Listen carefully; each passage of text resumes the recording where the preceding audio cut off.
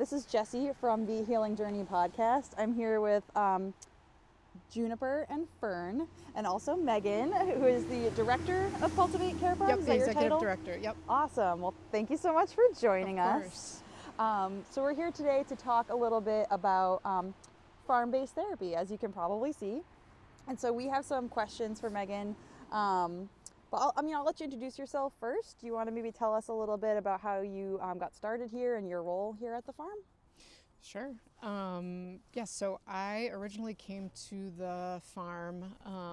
I was working at Arlington School, which is a therapeutic high school at McLean Hospital, and I brought students here for a volunteer trip. Cool. And kind of working with them in a therapeutic school where they, had kind of constant supervision and clinical support. It was amazing to see them in this setting because they kind of became their vibrant, happy selves. And they were actually teaching me, how to hold chickens, which I was originally afraid of.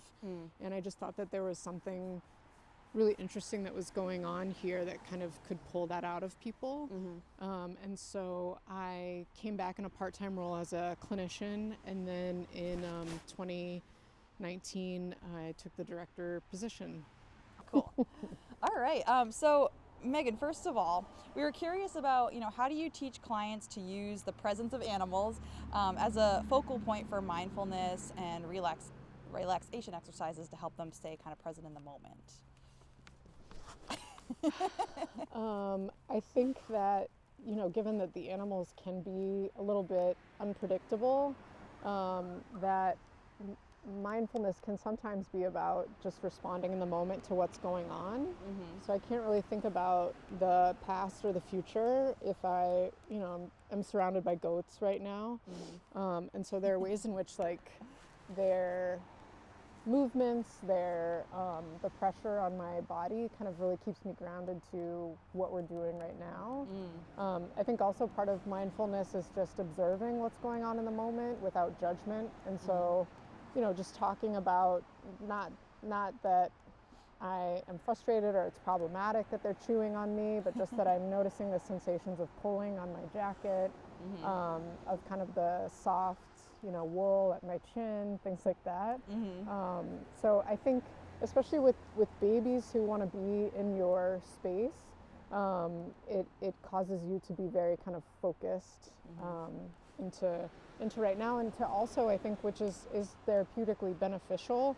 I'm mindful that unless they want to jump off of here, I don't want her to fall off, so I'm trying to balance her with my arm. And so I'm in my body, but I'm not necessarily thinking about myself, and I think that can be a powerful, novel experience for some clients who are kind of trapped in the thoughts in their head.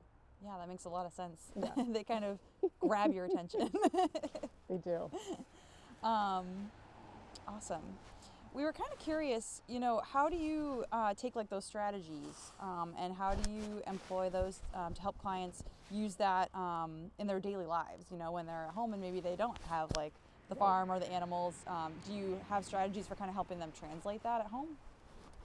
Yeah, I think anytime you have pressure on your body, it can really help you kind of tune into the moment. And so people may not have goats at home, but maybe you have a cat, a smaller animal, maybe you have a heavy blanket. Maybe you realize that sensory input is really beneficial to you, even putting a pillow on top of you. And so I think at a very basic level, just kind of small amounts of pressure and closeness can really help clients feel safe and calm. That makes sense. Could you discuss how the nurturing aspect of caring for animals fosters emotional regulation and resilience in clients, and how do you kind of use this to tailor therapy to individual needs? Yeah, so each of these goats has a story, and I think we sometimes feel very attached to our own origin stories, and so to see that you know, these animals who they weren't outright rejected by their mom, but they were not taken care of by her. I think that story, you know, resonates with people in terms of ways that they feel like they may not have been nurtured in the way that they needed to be when they were small. And so I think working with the animals, caring for them, cuddling them, shows people that you can change the trajectory of the origin story by kind of giving of yourself. And it stops being about you, it starts being about, you know, caring for the community. Yeah. Yeah, that's really powerful. I never really thought about how, you know, the animal story could, you know, you could take that and relate to your own story as a client. I never really Definitely. thought about that before. That's pretty powerful. Awesome. So, how do you address any concerns or limitations that clients may have regarding their ability to care for animals due to like physical or cognitive challenges? Do you have like any examples that come to mind? I mean, we have some clients who have had negative experiences with animals, and so sometimes he just needs a job. That's Eli, taking care of business. Appreciate you, Eli. This is also just like we all need a sense of purpose, and sometimes having some sort of structured purpose keeps us from misbehaving, I think. So, and I'm sorry that I lost my train of thought. That's okay. Do you want me to ask the question again? Yeah. Okay. So how do you address any concerns or limitations that clients may have regarding their ability to care for animals due to like physical or cognitive challenges? Yes, and so sorry, I was talking about people having negative experiences with animals, which currently we don't have a lot of clientele who do have cognitive challenges that wouldn't allow them to work with animals. Usually the barrier that we're seeing is kind of negative previous experiences. And so, you know, it becomes about kind of exposure and the trusting relationship and building rapport with your therapist that then allows you to try something and to be able to kind of process something that may have felt like a risk or something that's kind of scary. Yeah.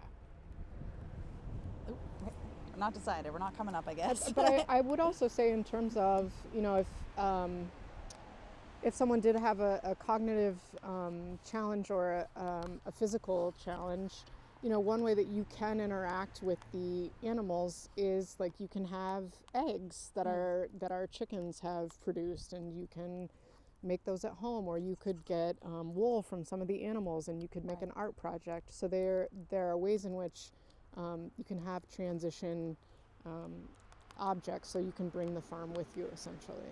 Oh, that makes sense. Yeah, absolutely. Let's see. So something we were really curious about is, can you discuss examples of how clients may project their emotions, experiences, or relationships onto animals, and how do you address these dynamics in therapies? You were talking about how sometimes, you know, a client may relate their story to the animal. Yeah, I'd be curious to hear a little bit more about that. Yeah. I would also just say, while I was quickly thinking about it, it's a mindfulness exercise that you and I are having an interview in the rain. Yeah. And so sometimes like having true. sessions outside and like, you know, feeling the rain or the elements on your body can also be really helpful. But in terms of people projecting their stories onto the animals, I think that can be a really helpful way to start to consider, you know, relationships that have conflict. So you can start to think about or look at, without judgment, how these animals are interacting with each other. You know, for instance, I think projecting the stories onto the animals initially. So say, for instance, one of our animals headbutts another animal. A kid may be feeling like they get bullied in school and like, why are they so mean to that goat? There's no reason for that. And so we can start to do a little perspective taking, some empathy, but we can also start to help kids advocate for themselves. Like, you're right, it's not right that this goat was treated this way by this other animal. They don't necessarily have words. There are ways in which they're communicating with each other, but you do have your words, and we can start to have these conversations with people in your life that may be treating you in a way that you don't want to be treated. Yeah. So I think the animals help us in some ways depersonalize things that feel painful, Mm-hmm. so that we can start to kind of evaluate these things, we can problem solve, and then we can, take initiative and work through these issues in our own lives. Mm-hmm. So you're saying it helps the clients to look at something more objectively, Exactly. like outside of themselves, as an example. Exactly. Very cool. Do you have situations where clients develop really strong attachments or dependencies on the animals within the therapeutic context, and if so, how do you address that or navigate that? We do. I mean, clients talk about taking the animals all the time. Oh. And so we try to talk about what is it? I think I have Fern with me, but what is it about Fern that really makes you feel good, or makes you feel connected and loved? And are there other places in your life? Are there other people in your life where you could, find these things? I also think that it can be incredibly powerful when these animals get sick or when they pass away, because I think that's it's a way for clients to kind of experience life and death, where they can openly grieve, but also start to understand that these things will also happen outside of here at the farm. Yeah. And so I think, strong relationships or connections with the animals are really powerful for the therapeutic process, and we wouldn't want to necessarily try to hinder that, or say that that's not a good idea. Yeah. Also, I think it's great, if people have a favorite animal, and a lot of people do, you can also watch how these animals grow and change, have good days, have bad days. Mm-hmm. And so it can also just be a way to kind of, depersonalize and I don't know, just have kind of respect and awe for human development. Mm-hmm. So Yeah, kind of being able to follow them on their journey too. exactly.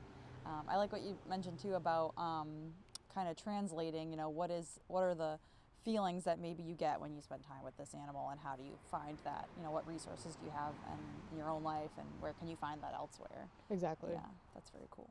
Comes to transference and countertransference Yeah. that may happen between clients and therapists. Yes. How does the presence of animals impact that? I think that Or does it, I guess? I mean, in some ways I think it can act as a buffer between the client and the therapist, but I also think there's a way in which it humanizes the therapist, because you and I are both covered in dirt. Yeah. You are noticing that I am holding this goat. Maybe you have thoughts about, well, if she can hold the goat, maybe she knows how to take care of me as well. And so I think that in some ways it humanizes, the animals humanize the people around them. And I think that makes it easier for clients to both trust and work with their clinician, because you don't feel like the clinician is necessarily an expert. They're doing this with me. In some ways I think that's also helpful, that we're most of us here, we're not raised as farmers. This is something that we've kind of learned how to do, and so we're learning with our clients both how to farm, but also how to be, humans that experience well-being. And so I think there's just more buy-in from the client because of the animals to go through this, therapeutic process. Yeah, absolutely. It sounds like it really kind of improves the therapeutic process, like you said, makes the counselor seem a little more relatable. Yeah, absolutely. I mean, and when we have memorial ceremonies for our animals, we as a staff want to figure out, what emotions we want to share with our clients. But if I'm connected with this animal and you're connected with this animal, and something happens to it, it feels important for us to share our emotions about that. And so when we have these memorial ceremonies, clients have seen me cry about the same animals that they're crying about. And so I think it creates a sense of this being a safe space to experience emotions. But that being said, if there's something, kind of traumatic that occurs, a few weeks ago we lost a goat in labor.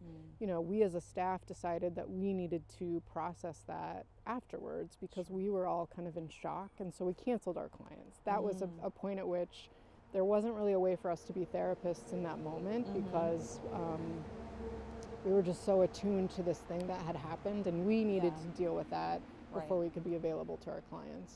Yeah, but you know, kind of like you said, that demonstrates to them too that like you're real people with your own feelings and your own experiences, and it's a good example of kind of knowing when you need to take a step back and take care of yourself. Yeah. So that could be a good example for clients.